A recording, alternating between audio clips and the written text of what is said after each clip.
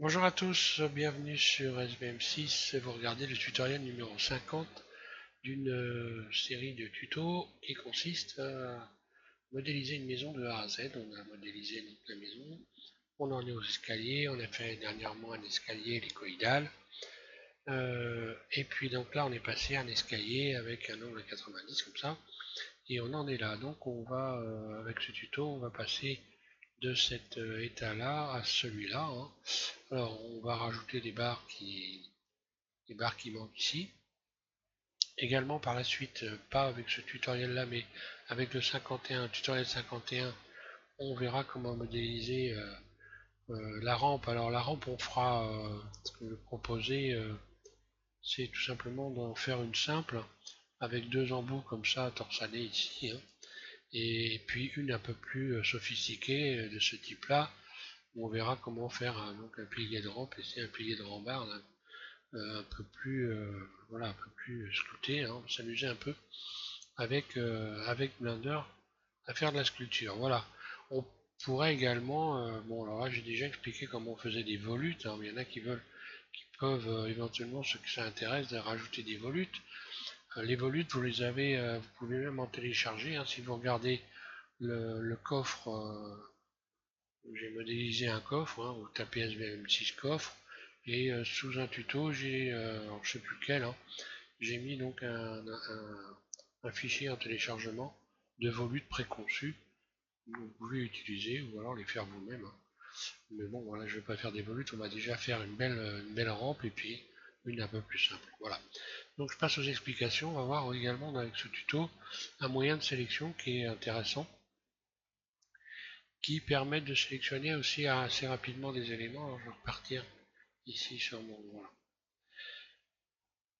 Je vais cacher les éléments. Donc je vais sélectionner ici les tours, hein, tous les tours qu'il y a là, hein,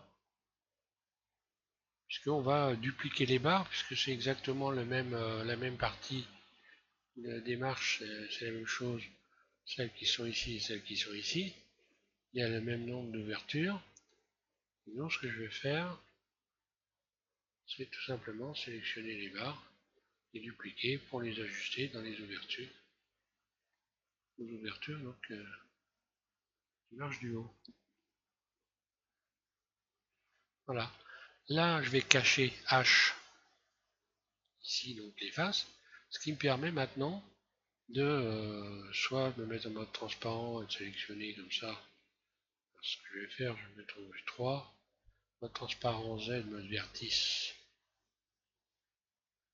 Mode vertice, oui, oui, si j'en suis moi.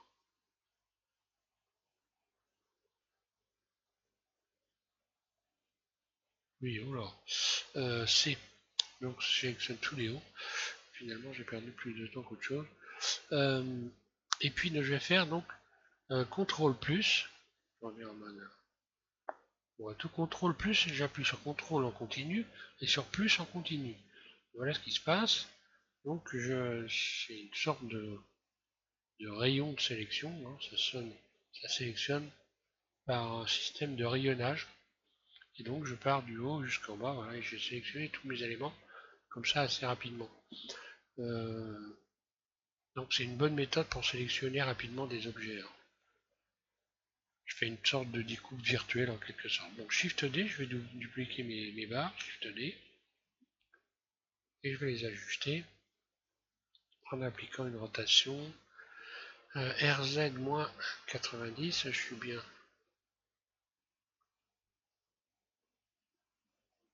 en mode de barycentre. RZ-90, voilà. Maintenant je vais les faire en sorte. Je me mets en vue 3, je me mets en vue 1 maintenant. Et puis je vais positionner tout ça devant les ouvertures le plus précisément possible en zoomant. Maintenant, je peux aller sélectionner le curseur 3D. Voilà, me mettre en mode transparent pour ajuster tout ça correctement.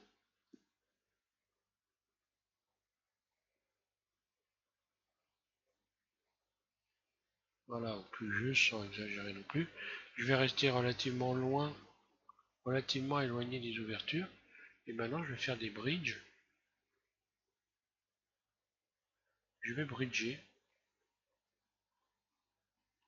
Voilà. Plus qu'à bridger. Ici je sélectionne celui-là et celui-là interne, le cercle interne. C'est aussi pour ça que j'ai fait une extension de surface ici à cet endroit pour pouvoir sélectionner facilement des tours. Autrement, quand on n'a que ça, on est obligé de faire 4 sélections pour pouvoir faire le tour. Voilà, donc maintenant je vais aller au bridge, ici, outils, bridge. Bon, la seule contrainte qu'il y a, c'est qu'il va falloir régulièrement soit dévriller, dévriller dans un sens ou dans l'autre, hein, en choisissant ici -1 ou +1, ou alors inverser éventuellement. Voilà. Bridge. Donc là je suis encore brouillé. Je dévrille. Et ainsi de suite. Bon, je vais le faire, je ne vais pas couper la vidéo, ça va assez vite. Et puis ça permet de voir, pour ceux qui n'ont pas l'habitude avec ce... Voilà, donc là c'est vrillé, hein, parce que là, on voit bien que c'est vrillé. Alors, soit je fais -1, soit je fais +1, voilà. Bridge. Voilà, je fais -1.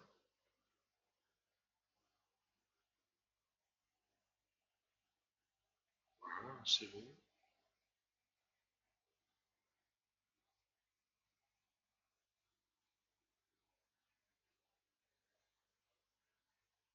Et quand vous avez carrément... quand ça s'est complètement inversé, c'est-à-dire que ici le haut est en bas, en réalité, vous voyez la partie ici comme si elle était coupée, là il faut faire inverser. Donc faut penser à ça inverser, au cas où. Oui, voilà. Donc quand ça fait ça, c'est que simplement il faut inverser, voilà. Et puis débriller. Voilà. Ça tombe bien que ça fasse ça finalement. Voilà, donc une fois que j'ai fait ça, comme je suis assez suffisamment éloigné du bord des marches, je vais pouvoir désélectionner tout, le mettre en mode transparent Z. C, je sélectionne toutes les barres. Et bien maintenant, je vais pouvoir les rapprocher, voilà. Je suis bien, je veux plus en 3D, donc je vais me baser sur un seul élément. Et puis je vais même garder ce que je pourrais supprimer, cette rangée de vertices là, hein, ce rayon là. Je vais le garder en fait comme tension de surface, hein, pour la suite. Et puis on verra également par la suite comment on peut donc subdiviser ces éléments là sans toucher aux marches. D'ailleurs je vais le faire maintenant, comme ça va être encore plus simple, quoique le mieux c'est de tout faire en même temps. Donc non, ça va être dans les prochains tutos, voilà. Donc prochain tuto, on voit comment faire deux types de rampes. Une rampe, on va dire un peu simple, sans que ça soit non plus moche, hein. Simple, c'est pas moche, hein. Et puis une rampe comme ceci avec ce type de pilier de rambarde, je sais pas comment on appelle ça, enfin, peu importe. On se sera compris. Voilà. Merci à tous de suivre HVM6. Je vous souhaite une bonne modélisation et puis mettez en place pour ceux qui suivent le reste des poteaux. Et puis avec le tutoriel numéro 51, on fait la rampe. Voilà. Merci.